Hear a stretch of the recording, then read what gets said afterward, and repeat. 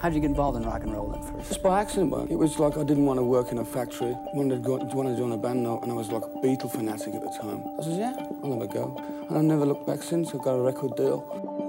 Cuando una ambulancia acudió a toda velocidad a un llamado que provenía de una mansión ubicada cerca del pueblo de St. Paul St. Giles, en Buckinghamshire, en Inglaterra, los médicos pensaron que auxiliarían a un anciano que sufría una descompensación, pero estaban por presenciar el fin de una era. En la habitación principal, un hombre de 76 años estaba recostado, atravesando lo que tenía todos los indicios de ser un fulminante ataque al corazón. Su aspecto parecía muy diferente al de una estrella de rock, pero frente al equipo médico se encontraba nada más y nada menos que Ozzy Osbourne, leyenda del heavy metal, y estaba perdiendo la vida. Durante 2 horas intentaron estabilizarlo, pero su estado era tan irreversible que ni siquiera intentaron trasladarlo al hospital más cercano para tratarlo. Ozzy fue declarado sin vida en su casa, en su país y rodeado de su familia. Había muerto por causas naturales, azotado por el avance implacable del Parkinson y a una edad avanzada. Parecía haber derribado todos los mitos que rodean a las estrellas de rock, pero esa muerte fue el final más inesperadamente común para un rebelde capaz de haberle arrancado la cabeza a un murciélago. ¿O es que en realidad Ozzy siempre había deseado morir así, con los suyos? Pues después de décadas luchando contra una virulenta adicción a las sustancias y el alcohol, pudo ganar la batalla. ¿Cuál fue el precio de tantos años de locura? ¿Quién era realmente Ozzy Osbourne cuando se apagaban los reflectores y el micrófono? Pues pocas semanas antes de despedirse de este mundo, el artista se había despedido de su público, sin poder levantarse de un enorme trono, pero con un performance que conmovió a sus seguidores. A Ozzy se lo vio físicamente muy limitado, pero aún vital y, sobre todo, feliz. El show se llamó Back to the Beginning, aunque en realidad marcaba su última parada antes de irse para siempre. En ese show, los fans pudieron ver los destellos de Ozzy de siempre, pero bajo el aspecto, pues evidentemente, de un hombre que se acercaba a su triste final. Cuando Ozzy se subió a ese último escenario, se reencontró con muchos de los músicos que lo acompañaron a lo largo de sus 6 décadas de carrera en la música. Fue un reencuentro icónico tras años de tensión y algunas heridas sin cerrar. Es que Ozzy escaló a la fama de un abrir y cerrar de ojos como vocalista de la banda inglesa Black Sabbath, pero así como fue el rostro visible de un éxito descomunal, también fue despedido por sus propios compañeros en su peor momento. Por eso, volver a ver sobre el escenario la formación original pareció un sueño para esas 45,000 personas que llenaron el lugar. Con el recuerdo aún muy fresco de aquel reencuentro, el círculo íntimo de Ozzy afirmó que en los días siguientes al recital, el músico estaba contento, se había cerrado el círculo. Black Sabbath había vuelto a subir a un escenario, dejando atrás todo tipo de especulaciones y trayendo por una noche, aunque fuera, otra vez al presente aquella historia que había comenzado por allá del lejano año del 68 en las calles de Birmingham. Nacido y criado entonces en la zona de Aston, Ozzy había recibido el nombre de John Michael, pero nadie lo llamaba así, evidentemente. Para los chicos del barrio siempre fue Oz u Ozzy, como diminutivo de su apellido. El pequeño Ozzy era parte de una numerosa familia de clase baja y conocía en carne propia las carencias. Su habitación era minúscula y en la casa que compartía con sus padres y 6 hermanos no había agua corriente ni baño, para que más o menos te hagas una idea. Además, el chico pasaba la mayor parte del tiempo solo. Su padre trabajaba en una de las tantas fábricas del suburbio, en el turno noche, y dormía todo el día. Cuando regresaba a casa era el momento de su esposa para salir a trabajar. En el colegio, pues también las cosas no iban mejor. Para los maestros era un burro, aunque quizás un diagnóstico más cuidadoso y actualizado diría que tenía dislexia. Para sus compañeros era un payaso. Ozzy, sin embargo, descubrió a temprana edad que si hacía locuras, la gente se fijaría en él y lo aceptaría. Era capaz de arrancarle una carcajada al bully más temible, y bajo esa estrategia se hizo conocido en la escuela y en las calles. Así porque de a poco empezó a merodear más y más por las calles. Su hobby por esos años era jugar en las ruinas de aquellas zonas de la ciudad que habían sido bombardeadas durante la Segunda Guerra Mundial. En cierta etapa de la infancia también, en su barrio, se hizo habitual que los chicos robaran y él participó de algunos asaltos hasta que la policía lo atrapó. El poco ortodoxo método de su padre para mantenerlo lejos de los problemas había dado resultados. El hombre no quiso pagar la fianza para que aprendiera la lección. Conclusiones: Ozzy estuvo 6 semanas preso. meses que le hicieron comprender que la vida delictiva no le interesaba en lo más mínimo. Y una vez afuera, el joven logró conseguir $250 y se compró un micrófono y un sistema de audio. A los 14 años había descubierto a los Beatles y con una nueva epifanía emprendió su misión. No quería dedicarse a la delincuencia, sino a la música, pero muchos notaban un problema. Este chico no cantaba precisamente bien. Sin embargo, eso sí, tenía un sistema de sonido profesional y todo eso en la balanza pesaba más que el talento tradicional. De hecho, fue gracias a sus equipos que sus vecinos Tony, Bill y Geezer lo invitaron a sumarse a la banda que cambiaría para siempre el heavy metal, Black Sabbath.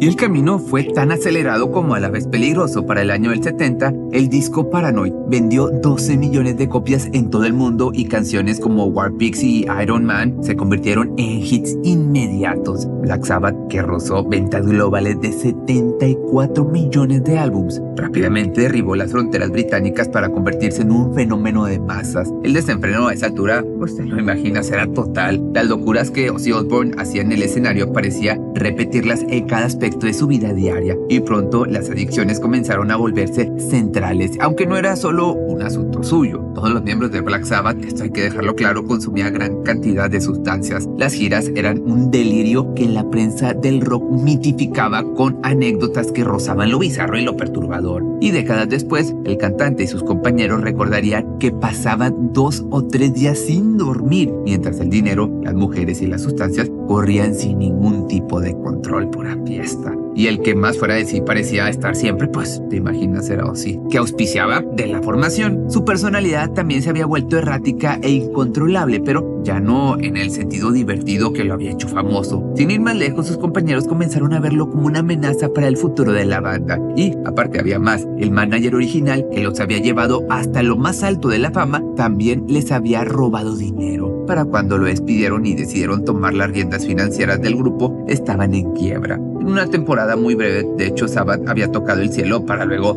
besar el polvo. En el 79 ni siquiera podían recuperar el dinero en shows o lanzando nuevos discos porque Ozzy era cada vez más difícil de tratar, incluso luego de estar ausente 2 semanas sin que nadie supiera de él, cuando todo estaba listo para grabar en un estudio, y las tensiones escalaron, especialmente entre él y Tony, hasta que un buen día le comunicaron lo inevitable: estaba fuera. Despedido de la banda que él mismo había llevado a la cima, pues Ozzy tuvo que tocar fondo. Nada parecía poder salvarlo de un espiral autodestructivo que arrasaba no solo con su carrera, sino también con su vida personal, porque pocos lo sabían, pero esta persona, más allá de la figura brutal, rebelde, salvaje que proyectaba, era un hombre que se sentía roto. Su destino parecía empujarlo al destino de muchos rockeros: vivir rápido y morir joven. Sin embargo, le llegó la salvación. Pero regresando un poco a la imagen de un Ozzy anciano muriendo solo en su casa, es inevitable pensar en su familia. Este hombre había hecho de su vida un show hasta abrir las puertas de su hogar en el año 2002 para grabar el reality The Osbournes. En ese lecho de muerte justamente desfilaron las personas que el mundo entero había visto en aquel estrafalario y de algún modo extrañable show mediático que MTV había montado. ¿Qué clase de familia podía construir y sostener uno de los tipos más locos del rock and roll? Te estarás preguntando. Pues sus hijos Kelly y Jack y su esposa Sharon fueron la antifamilia tipo que el mundo entero conoció en el programa, pero en la vida de Ozzy, una familia anterior, porque en el año del 71, el incipiente ídolo de multitudes se casó con Thelma Riley y por algún tiempo ensayó la posibilidad de una familia normal. Incluso compraron una casa y poco tiempo después llegaron los primeros hijos, Jessica, Louise y Elliot. Todos ellos prefirieron mantener una vida anónima y alejada de los medios, aunque compartieron su dolor, eso sí, públicamente al conocerse la noticia de la muerte de su padre. Pero aquel proyecto familiar entre Ozzy y Thelma nunca pareció destinado a llegar a un buen punto. Para él, todo aquello era un espejismo y lo único real en su vida era la cocaína.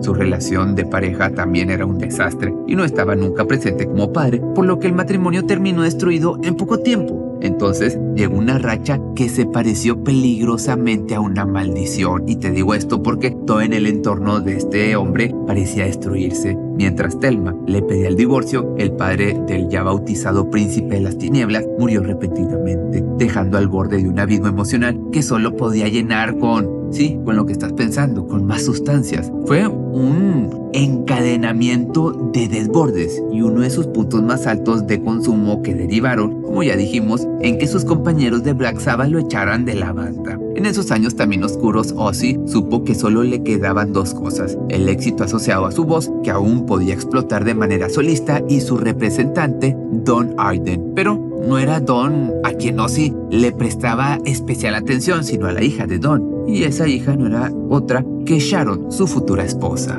Y aquí te vas dando cuenta cómo todo se va conectando. Porque como si fuera una luz al final del túnel, Sharon siempre estuvo ahí en los momentos más difíciles para volver a encauzarlo. Ozzy siempre admitió que ella era la mujer de su vida, de la que se enamoró automáticamente cuando la conoció como recepcionista de su manager y a quien siempre quiso a su lado más allá de su retorcida rutina sin destino claro. Sharon se subió entonces a ese tren, a pesar de que podía ser el camino más rápido a la destrucción. Y así fue que comenzó siendo su representante, su compañía en las giras y eventualmente se transformó en su pareja. Pero Sharon no esperaba mucho de ese vínculo. Básicamente, Ozzy estaba con todas las mujeres que se cruzaban en su camino como rockstar y ella no sentía tener nada especial, pero él vio todo lo contrario. Mientras su carrera post-Sabbath volvía a ser un éxito atrás del otro, Ozzy le pidió matrimonio no una, sino 3 veces a Sharon y ella terminó aceptando, pero tomando al mismo tiempo una decisión: se mantendría sobria de ahí en más, para que al menos uno de los dos tuviera cierto autocontrol. Y de hecho muchos consideran que Sharon es el motivo por el que Ozzy no murió en algún momento de los años 80, pero no todo fue un camino también recto a la recuperación. Digo, no todo era perfecto. Conforme la familia crecía con la llegada de los hijos, los vicios de Ozzy lo llevaron por lugares cada vez más peligrosos. Y si en el año del 89 alguien hubiera afirmado que Ozzy moriría con Sharon a su lado, nadie lo hubiera creído posible. Y es que ese año ocurrió el episodio más violento de un vorágine de descontrol que casi termina con todo.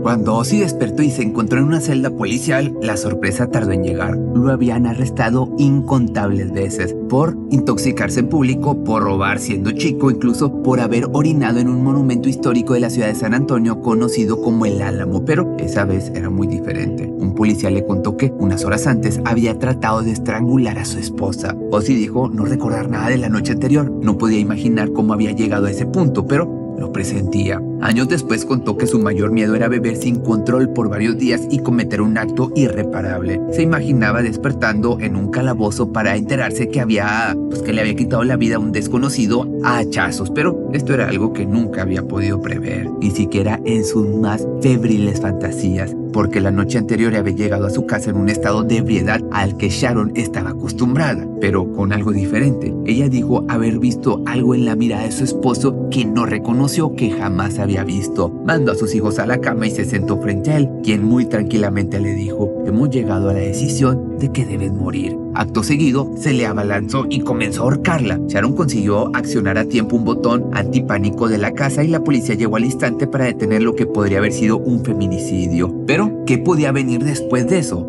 Sharon contemplaba el divorcio como la posibilidad más cercana, pero pues nunca lo hizo. Estaba segura de que ese que la atacó no era Ozzy, que era algo más que se había apoderado de su esposo y era la adicción. El juez lo sentenció a 6 meses de tratamiento psiquiátrico y en ese tiempo de algún modo la pareja pudo reconstruirse. No se trataba de una familia perfecta, esto pues te das cuenta está más que claro, pero incluso ante los momentos que rozaban el delirio que se vieron años después en los Osbournes, de algún modo las cosas funcionaron hasta el final. Y es que para Sharon, Ozzy era una persona tierna y amable, que en sus momentos de mayor consumo se convertía en un ser completamente diferente. Era como si en Ozzy convivieran varias personas según el contexto, pero ella estaba segura de conocer al verdadero. Estaba convencida además de querer seguir con él hasta el final. Ya lo había rescatado tantas veces que creía poder volver a hacerlo todas las que hicieran falta. Por su parte, Ozzy siempre rechazó la idea de retirarse. Hablando de otra cosa, pero es lo mismo. Cada vez que se le preguntaba si le diría adiós a los escenarios, él siempre se reía ante la idea. Nunca se retiraría, aunque ese recital semanas antes de su muerte sí que tuvo gusto a despedida.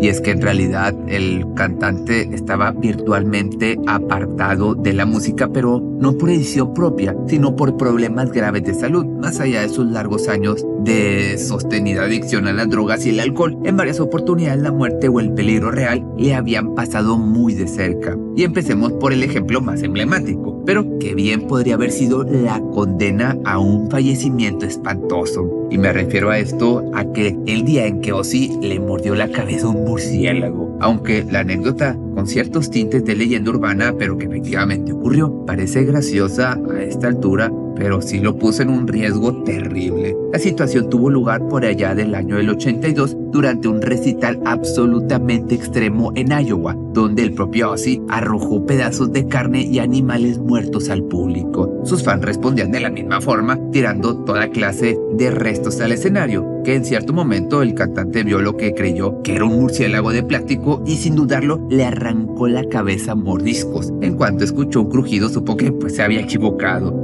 De hecho, hay quienes apuntan que el cantante sabía perfectamente que era un murciélago real, y lo cierto es que años antes había hecho lo mismo con una paloma. No fue en un show, sino durante una reunión con ejecutivos de la CBS, y fue confirmado de hecho por Ellie Sharon. También circularon fotos y se generó un gran revuelo mediático. Supuestamente lo hizo para llamar la atención, mientras que lo del murciélago pues evidentemente fue un error. El punto concreto es que los murciélagos son habituales portadores de rabia, por lo que Ozzy debió ser trasladado desde el concierto al hospital más cercano y por varios días debió darse inyecciones preventivas. Finalmente y por suerte no se contagió nada, pero la vida lo empujaría varias veces a peligros más tangibles, como aquella vez, déjame te cuento, que uno de sus mejores amigos se estrelló en un avión a pocos metros de él. Fue durante una gira del año del 82, Ozzy estaba en pleno resurgimiento gracias al apoyo de Sharon y de Randy Rhoads, un virtuoso guitarrista que se unió a él luego de ser expulsado de Black Sabbath. Los tres se encontraban rumbo a un festival en Orlando y en la última plática de Ozzy con Randy, este le advirtió que si seguía tomando tanto alcohol acabaría con su vida, pero el final del mismo estaba a horas de ocurrir. Algo bizarro, pero así fue. Mientras Ozzy y Sharon dormían en el autobús, Randy se subió a una avioneta junto a una maquilladora y el chofer, pero a los pocos minutos la aeronave perdió el control y se estrelló en una casa de campo. La pareja, Ozzy y Sharon, escucharon la explosión y supieron que el avión podría haberse estrellado donde ellos estaban. La muerte de Randy y sus acompañantes fue inmediata y la desolación de Ozzy también. Se sentía culpable, destrozado y deprimido. Pese a la última advertencia de su amigo, inició otro de sus ciclos de autodestrucción, así que quizás no estaba tan arrepentido, pero no le cargaba tanta la conciencia o era tanta la adicción que no pudo. Pero bueno, haya sido como haya sido, por muchos años Ozzy pareció inmune a los efectos de descuidar por completo su salud, pero con el tiempo comenzaría, como todo, a sufrir las consecuencias directas y también las indirectas. El intento de homicidio contra Sharon, estando totalmente intoxicado, dejó en evidencia un profundo trastorno en la salud mental que estaba potenciado a niveles ya preocupantes. Y es que en años ya más recientes, el 8 de diciembre del año 2003, Ozzy chocó en cuatriciclo, lo que le provocó fracturas de clavícula, costillas y una vértebra, además de hemorragias pulmonares que lo empujaron a un coma inducido por 8 días. El accidente quedó filmado y su guardaespaldas Sam Ruston debió reanimarlo 2 veces para que llegara la ambulancia, y aquello era solo el comienzo. Tras ser varias veces operado y con la implantación de varillas en su espalda, en 2019 se resbaló en su casa y la caída agravó las lesiones que acarreaba desde el año 2003, especialmente en la columna y el cuello. Los dolores ya resultaban insoportables y Ozzy todas las noches rezaba para morir a ese punto. Y a partir del año 2019 quedó prácticamente inmovilizado, pero había otros síntomas que preocupaban a los médicos. La forma de desplazarse de Ozzy no era normal. Cualquiera que haya visto la serie de Osbournes recordará el peculiar andar del músico. Incluso su familia estaba acostumbrada a que desde siempre, caminara raro. Pero había algo más, no era simplemente caminar raro. Tras un diagnóstico erróneo de esclerosis múltiple, finalmente los médicos del cantante sentenciaron que sufría una variante del mal del Parkinson. Esta enfermedad neurodegenerativa seguiría avanzando, pero no era terminal. Con el tratamiento apropiado y haciendo caso a los médicos, el cantante podría tener una vejez digna y, por fin, el príncipe de las tinieblas comprendió que era momento ya de acatar algunas reglas y buscar una buena calidad de vida. Pero había algo que lo martirizaba aún. Durante 6 largos años desde aquel accidente doméstico, no había podido volver a subirse a un escenario. Esa situación lo sumía en un ciclo de depresión que ya conocía muy bien, por lo que Sharon decidió que era momento de organizar algo grande. Algo que hiciera justicia a todas esas décadas de dedicación total al rock. Así, entonces logró reunir a la formación de Black Sabbath para un último y gran show que tuvo lugar el 5 de julio del año 2025, algo histórico. Y Ozzy tuvo su sitio de honor, sentado en un imponente trono negro, un sugerente murciélago desplegando sus alas en lo más alto, que aquí te voy a estar dejando una foto. Esa noche Ozzy volvió a brillar con su banda. Se despidió mostrándole el dedo del medio al retiro y murió al poco tiempo rodeado de sus seres queridos. Quienes realmente lo conocían afirmaron que así era como realmente quería irse. Y es así que finalmente el cantante siempre dijo que no quería un funeral triste. Y el suyo estuvo lejos de serlo, porque a finales de junio su féretro recorrió las calles de Birmingham acompañado por una multitud. Todos estaban de negro, pero no por convención funeraria. Lo hacían en cambio para rendir culto a su ídolo, al hombre que les había enseñado que en las sombras podían ser un refugio. Así miles de personas pusieron su música a todo volumen y llevaron flores, cuadros y souvenirs de toda la carrera del cantante. Y de este modo Ozzy Osbourne por fin volvió a las calles de su barrio natal, ya no como adolescente problemático y sin destino, ni como adulto extravagante y desenfrenado, no. El cantante volvió a sus raíces transportando con orgullo sus cicatrices, sus contradicciones y sus abismos. Lisa y llanamente volvió convertido en una auténtica leyenda.